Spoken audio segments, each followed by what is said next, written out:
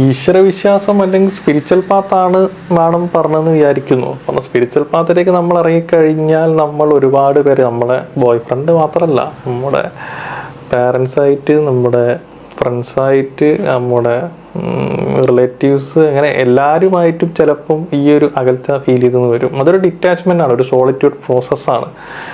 കാരണം നമ്മൾ ഓരോ ലെവലിൽ നല്ല ഒരു എല്ലാം നോർമലായി ചില്ല് ചെയ്ത് നടന്ന ആൾക്കാരാണ്. പെട്ടെന്ന് നമ്മൾ ഈ ഇങ്ങനത്തെ എക്സ്പോഷർ കിട്ടി നമ്മൾ സ്പിരിച്വലി ഇവോൾവ് ആവുകയാണ്. ഇവോൾവ് ആവുന്ന സമയത്ത് നമ്മുടെ വൈബ് മാറുന്നു.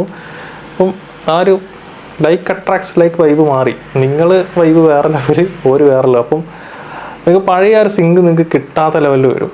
ഇപ്പോൾ പണ്ട് നമ്മൾ ചെയ്ത പല കാര്യങ്ങളും ഇപ്പോൾ നമ്മൾ അവരെ കൂടെ നിന്ന് സന്തോഷിപ്പിച്ച് ആക്ട് ചെയ്യേണ്ട ലെവലിലേക്ക് ചിലപ്പം വരാം. അപ്പം അതൊരു ജേണി തന്നെയാണ്. ആ ടൈമിൽ നമുക്ക് dark night of the soul എന്ന് പറയുന്നുണ്ട്. അപ്പം അതൊക്കെ അതിൽ വരുന്നതാണ്. അപ്പം അത് കഴിഞ്ഞ് നിങ്ങളിതിൽ പ്രൊസീഡ് ചെയ്യുകയാണെങ്കിൽ നിങ്ങൾക്ക് പറ്റിയൊരു വൈബ് വരും, നിങ്ങൾക്ക് പറ്റിയ ഒരു ആൾക്കാർ വരും. Your vibe attracts your tribe എന്ന് പറഞ്ഞ പോലെ ഒരു കൂട്ടം വരും.